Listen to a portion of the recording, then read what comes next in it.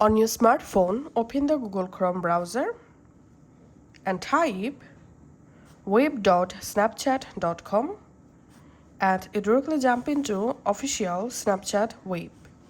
Now we have to enable desktop site to access. So tap this three dot and enable desktop site. And now we have to log into our Snapchat account from this web.snapchat.com. So all you have to need, tap the Snapchat icon at the top left corner. And here you will find Snapchat login. You can pinch your fingers to zoom in this page. And now enter here your Snapchat account username or email address. Tap on login.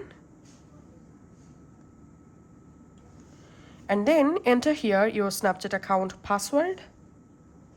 Tap on next.